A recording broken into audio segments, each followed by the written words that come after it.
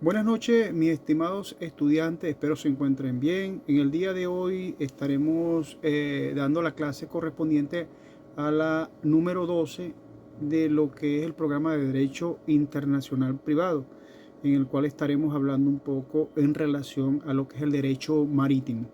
De esta forma, sean ustedes bienvenidos, mis estimados estudiantes, a la presente cátedra. Esta Este tema correspondiente a esta materia de Derecho Internacional Privado, vamos a ver entonces lo que es el derecho marítimo internacional, ya que se trata de una rama jurídica con la elaboración de espontánea, nacida de la recopilación de los usos de la gente de mar en cuerpos medievales como es el consulado del mar, es decir, que una compilación del derecho marítimo. En esta ley se prevé lo que es las leyes aplicadas para solucionar los conflictos en lo que es el derecho privado de navegación, la ley del pabellón de la nave, la ley del lugar del perfeccionamiento del contrato, la ley del foro, entre otras. Tal como lo hemos indicado, sean ustedes entonces bienvenidos a esta clase número 12 de Derecho Internacional Privado, en el cual estaremos tratando el tema relacionado a lo que es el derecho marítimo en Venezuela. Y por supuesto son reglas a nivel internacional. Como hemos podido observar en nuestra cátedra, el derecho marítimo internacional, vamos a ver aquí los tipos también de contratación marítima y las obligaciones ex lege, ¿sí? Estas están referidas a lo que es la navegación del mar, toda la vida que se hace en relación al mar, ¿no? Y que hay unas leyes, ¿sí? Que regulan esta parte de lo que es el océano, toda la parte del mar como tal. Incluso la misma Constitución establece también en relación a las millas náuticas que están permitidas en el transcurso de la navegación, y que por supuesto esta parte de derecho marítimo está muy conectada a lo que es el Código de Comercio, ¿no?, venezolano.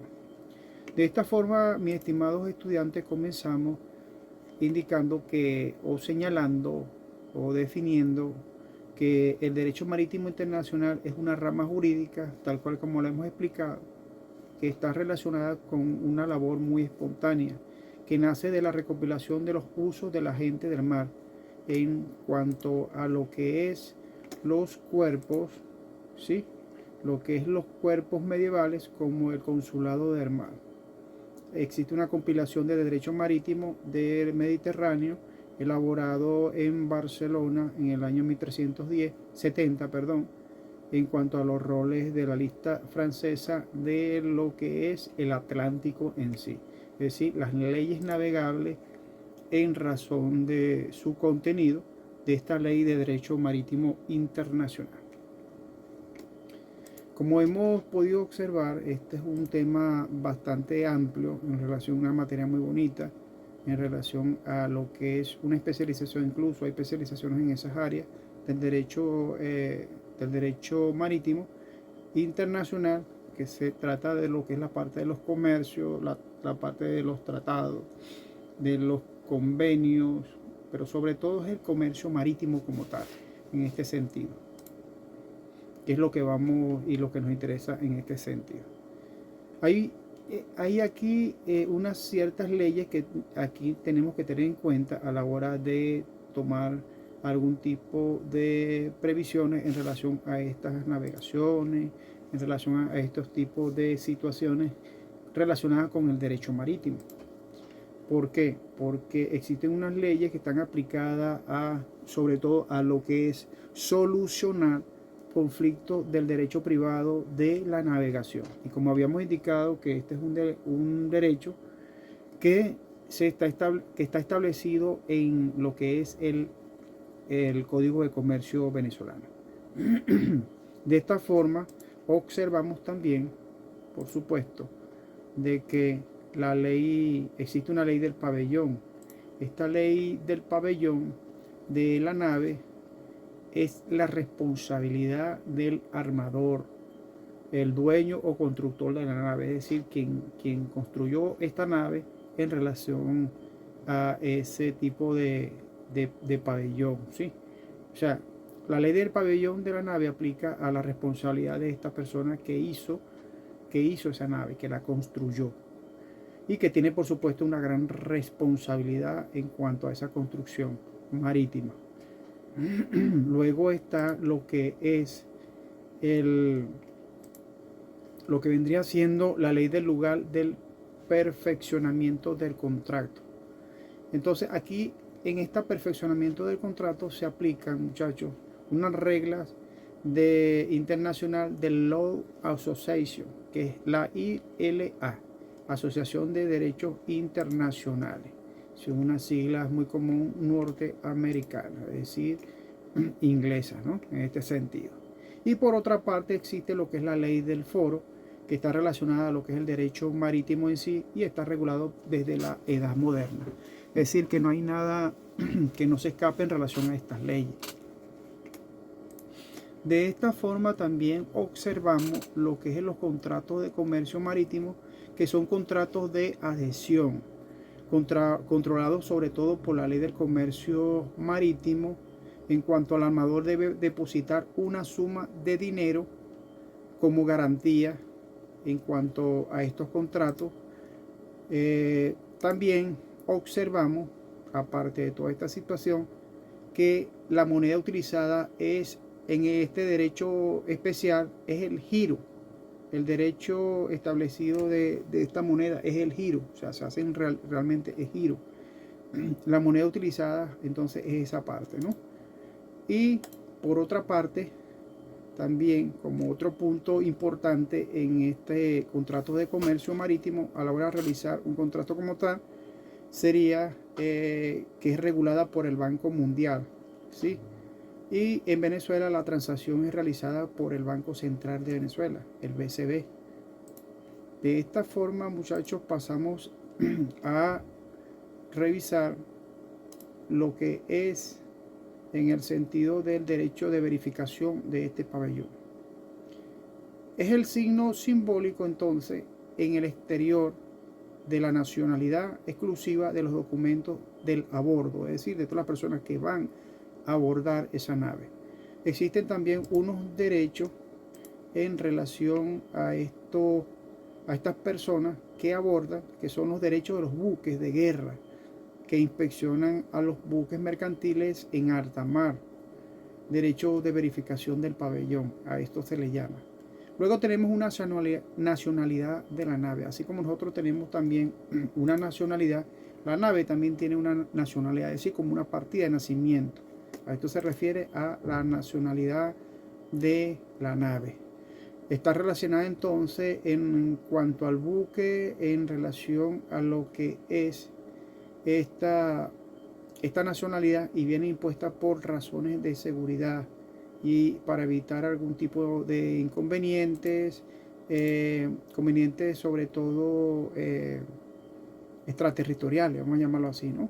Que son de índole también, que afectan de índole fiscal y de carácter económico y que vayan a afectar a cada estado. Certifica entonces el acta de nacionalidad de la nave en caso de pérdida o sustracción por el pasavante. Ya vamos a ver qué es un pasavante en este sentido en el derecho marítimo internacional. Cuando hablamos de pasavante, mis estimados estudiantes, estamos viendo un acta provisional que ha sido otorgada por el consulado cuando pierden el acta de nacionalidad.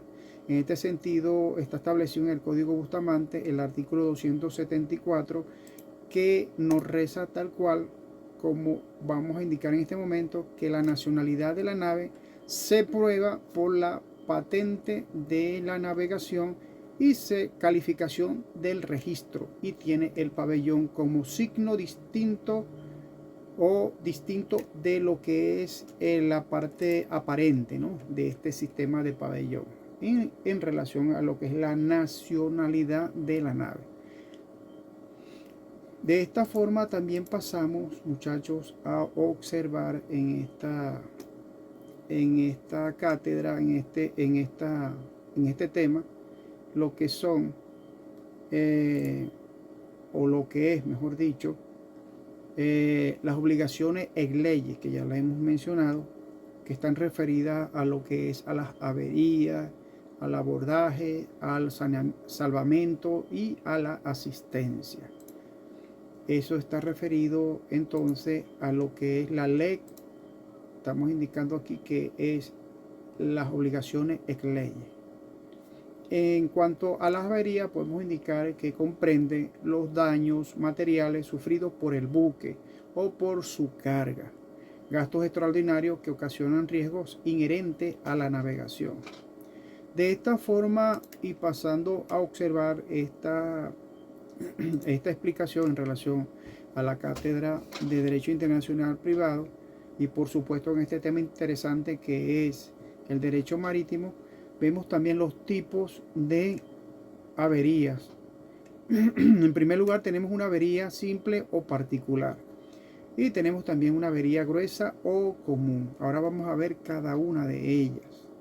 La avería simple o particular es aquella que no es de interés común del buque y es producida por caso fortuito o de fuerza mayor, vicios por los actos o hechos encargados de lo que es, en este sentido, del armador, sus dependientes o sus terceros, soportada por el dueño del barco o de la cosa averiada, que es fortuita, ¿no?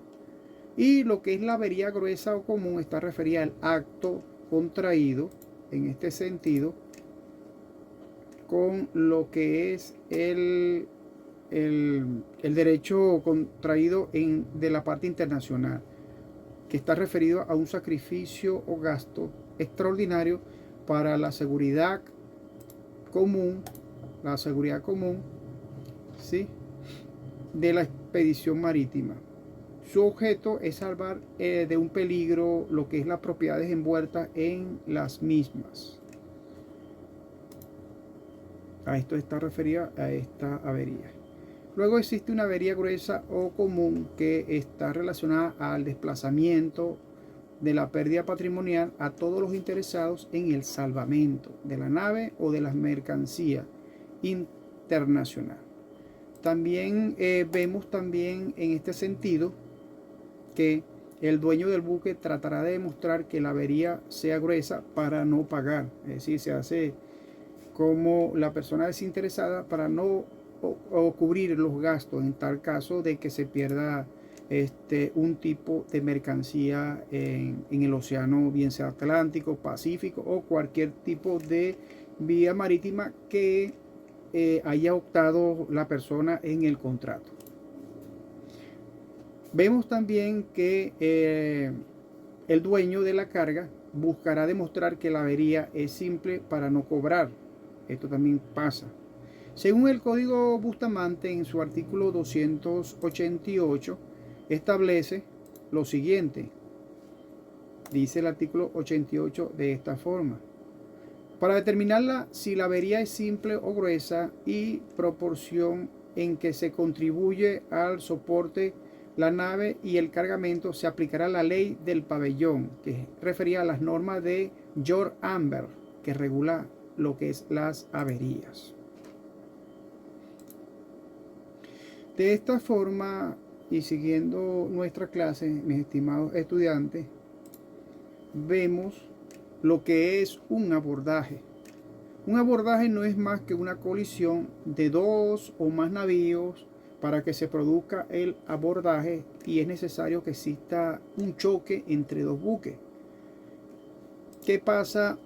Que existen también en este sentido dos tipos de abordaje. Primero está el fortuito, el abordaje fortuito, que está referido a que cada buque soportará su daño. El segundo es un abordaje culpable, que está referido sobre todo a lo que es el buque. En este sentido, ya vamos a ver lo que es el buque que produce un daño y quien responde por estos daños. En tal caso de considerarse culpable ambos, se repartirá la responsabilidad de manera proporcionada a la culpa. Luego tenemos cómo determinar un abordaje fortuito o culpable, es decir, cómo determinar estas dos circunstancias, ¿no?, de abordaje. Según por convenio, tenemos entonces que este abordaje, para demostrarlo, en principio tenemos que revisar lo que es los convenios de Bruselas. Allí están establecidos lo que son las unificaciones en reglas en caso de algún tipo de abordaje. Existen 3 supuestos que hay que explicarlo detenidamente y con pausa en relación a estos temas, muchachos, ya que son temas muy importantes y que tenemos que tener en cuenta a la hora de proceder en alguna circunstancia o demanda hacia lo que son los buques de navegación que contienen o transportan algún tipo de mercancía, ¿no?, de su interés.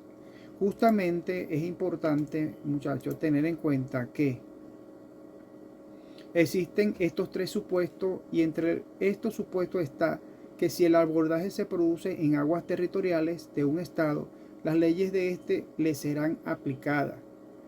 En segundo lugar, si el abordaje se produce en alta mar entre buques que la misma nacionalidad, se aplicará entonces lo que es la misma ley internacional, lo que la misma ley internacional regula, ¿no?, y se aplicará en este caso la ley del pabellón.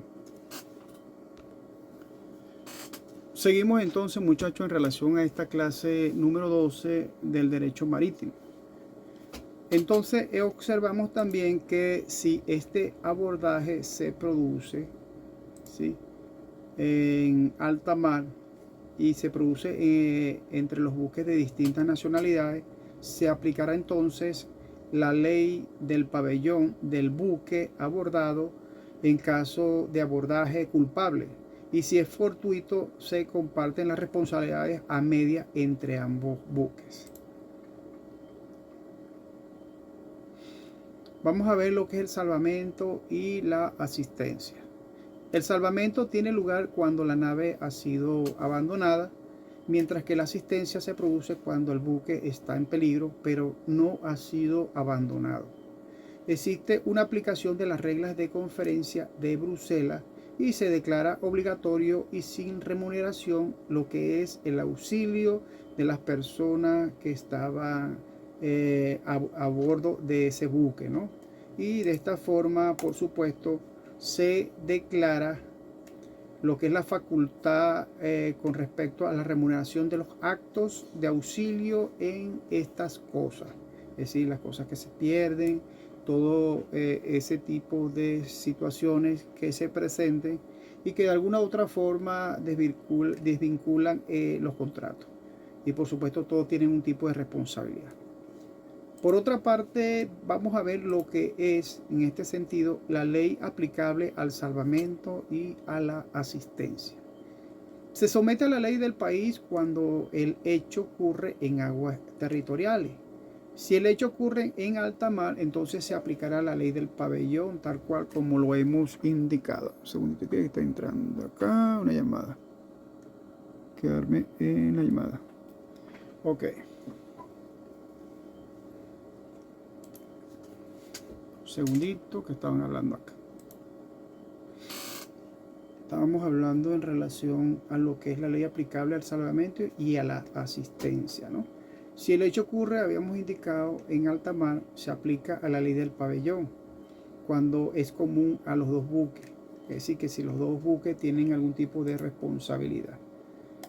Y cuando se produce, si el hecho ocurre o queda sometido a la ley de la nave que prestó los actos de salvamento o asistencia en cuanto al hecho ocurre en alta mar, y los pabellones son diferentes.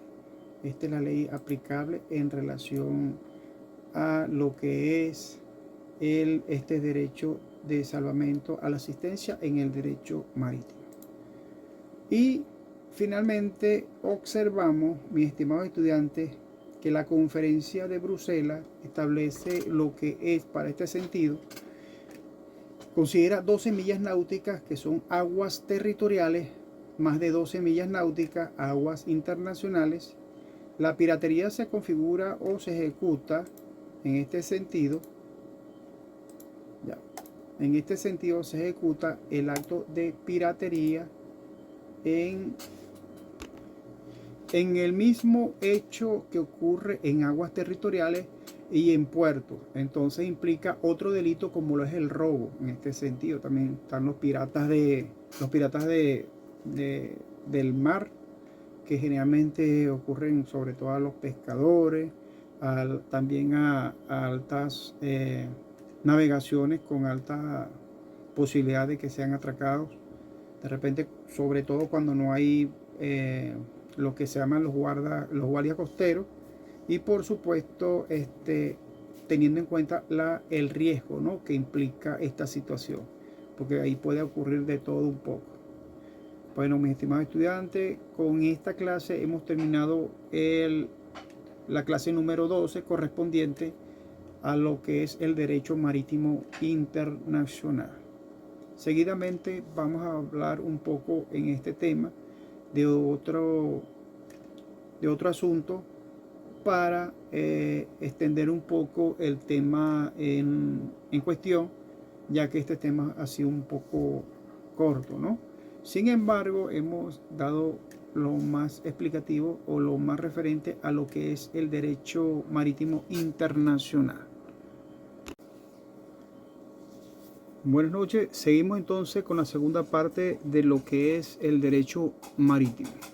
En este sentido vemos y observamos que el derecho marítimo internacional, vamos a verlo de esta forma. Buenas noches, seguimos con el tema de derecho marítimo internacional. ¿Sí? Mi nombre es Ober José Martínez Pérez, abogado especialista en derecho penal internacional y docente universitario. En este sentido vamos a explicar la continuación de lo que es el derecho marítimo internacional, ¿sí?, para que tengamos todo una noción básica en relación a lo que es el derecho, pues, como tal. Vamos a ver lo que es la extinción de la historia, en este sentido, del derecho marítimo internacional.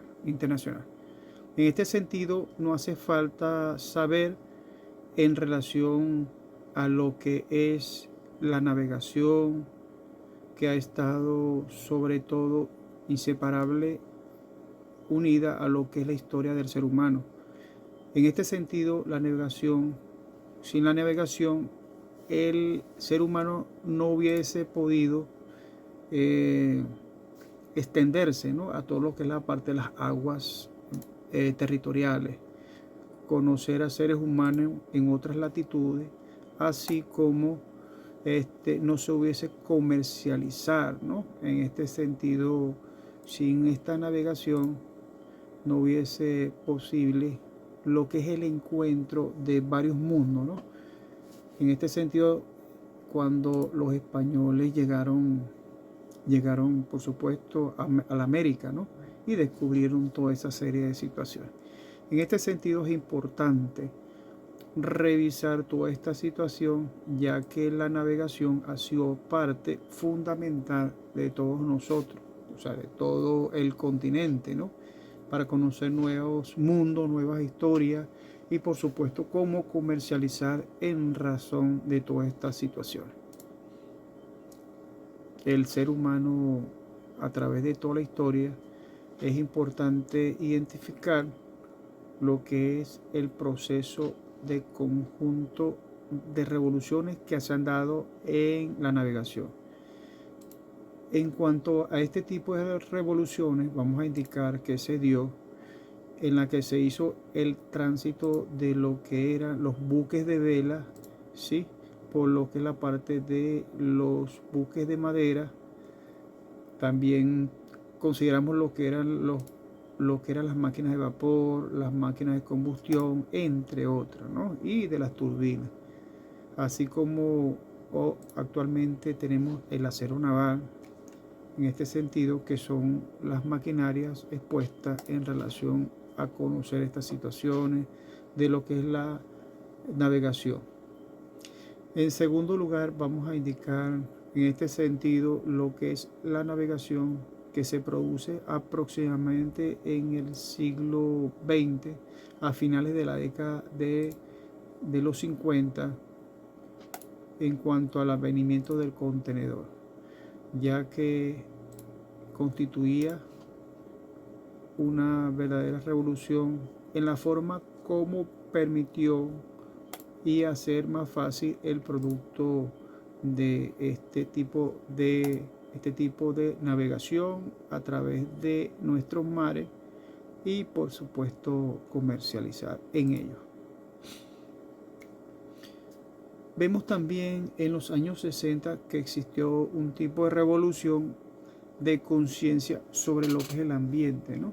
En cuanto a la diversidad, de preservar lo que es el mar, la integridad ambiental en este sentido, y evitar que la navegación de alguna forma afecte el mar. En eso se produce lo que es en los años 60 aproximadamente. Luego ubicó en este sentido. También existió o existe aún, ¿no?, en lo que es la parte de la navegación, lo que es el sistema de electrónica, ya que hasta en aquellos tiempos los buques no tenían mucha comunicación, ya que eran por vela y por supuesto con su armador. A medida que iban avanzando, por supuesto, dio un giro totalmente diferente en cuanto a las comunicaciones, a la parte electrónica, y que por supuesto es importante de que ellos se comunicaran de forma debida o de forma real, para saber todas las situaciones que se venían presentando, si tenían algún conflicto en el mar, y de alguna forma cómo esa forma de posición real del buque, sus peligros, sus situaciones, y que por supuesto las personas que tenían su base, para saber en la navegación que se estaban realizando en forma directa, ¿no? Es importante conocer esa parte de la electrónica que vino a revolucionar esa parte de la comunicación. De esta forma, y por la otra parte está el sistema de tomar en cuenta lo que es la parte que nos llama mucha atención, que es la parte ambiental, ¿no? Esa contaminación que existía en relación a los buques que se transportaban o se trasladaban de un lugar a otro, hacia otros continentes, y que de alguna forma contaminaban el aire, el ambiente, a través de la quema de varios materiales que de alguna forma resultarían tóxicos, ¿no?, para la atmósfera, y por supuesto nos afectaban a todos los seres humanos. Entonces, de esta forma observamos que eso también ha cambiado un poco. Hoy en día se tiene muy en cuenta esa parte de la contaminación ambiental para no causarle algún tipo de daño a la atmósfera, y por supuesto de alguna forma que nos incida a nosotros como seres humanos. Parece que tenemos que de alguna forma preservar la vida en el planeta, ¿no? Y una de las cosas más importantes es tratar en lo posible de evitar la contaminación ambiental. Es por eso que las situaciones de los buques que utilizaban carbono y que afectan de alguna forma o han afectado de alguna forma lo que es la atmósfera terrestre, es importante saber que hay que disminuir, ¿no?, de alguna forma ese tipo de combustión en los buques, y que por supuesto tratando en lo posible de minimizar costos, gastos que afecten a las partes interesadas. Por otra parte, vemos que la comisión de UNCITRAL, que no es más que la Comisión de las Naciones Unidas para el Derecho Mercantil Internacional, que está relacionada al Convenio Internacional sobre el embargo proveniente de buques de 1999, el Convenio Internacional sobre los Privilegios Marítimos y la Hipoteca Naval de 1993. convenios de las Naciones Unidas sobre las condiciones relacionadas a la inscripción de los buques de 1986, el convenio del transporte multimodal internacional de mercancías de 1980, el convenio de las Naciones Unidas sobre el transporte marítimo de mercancías de 1978, que son las reglas de Hamburgo, así como la Convención sobre el Código de Conducta de las Conferencias, ¿sí?, establecida en relación a la unidad, ¿sí? Luego vemos también los convenios de las Naciones Unidas sobre el contrato de transporte internacional de mercancías total o parcialmente marítimo de Nueva York, el 2008, que son relacionados a las reglas Rotterdam. Existen los convenios de las Naciones Unidas sobre la responsabilidad de las empresas o de los empresarios de determinados transportes en el comercio internacional, que son los convenios de Viena de 1991, así como los convenios de las Naciones Unidas sobre el transporte marítimo de lo que es las mercancías de Hamburgo de 1978, relacionado a lo que llamamos las reglas de Hamburgo. Existen unas convenciones sobre la prescripción en materia de compra-venta internacional de mercadería, que son de Nueva York, establecidas en Nueva York de 1974. Entonces vemos de alguna forma este tipo de reglas que son importantes, ¿no?, tomarlas en cuenta en cuanto a las normativas que de alguna forma regulan y controlan lo que es las actividades en el mar. Seguidamente observamos también que existe la codificación contemporánea de la internación, ¿sí?, en relación a todas esas naciones que se han unido en relación a esas codificaciones. Y que observamos en el sentido de que existe una ley de navegación de Argentina de 1973, existe un código de comercio chileno de 1989, existe un Merchant Shipping Act de 1999, existe, este es de Ucrania, ¿no? Existe una ley de comercio marítimo venezolano del 2001, esta es la nuestra, la que nos corresponde a nosotros aplicar en caso de lo que hemos aprendido en el día de hoy en relación a los abordajes, los pasabantes y todas estas situaciones legales en relación a esta materia de derecho marítimo internacional. Existe una ley de navegación y comercio marítimo también en México de 2006, ¿no?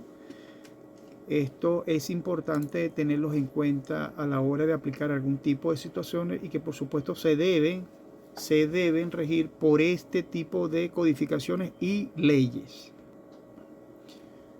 Bueno, con esta explicación hemos terminado la clase correspondiente a la segunda parte del derecho marítimo internacional. Tengan ustedes buenas noches y nos vemos la próxima clase, Dios mediante. Hasta luego, mis estimados estudiantes.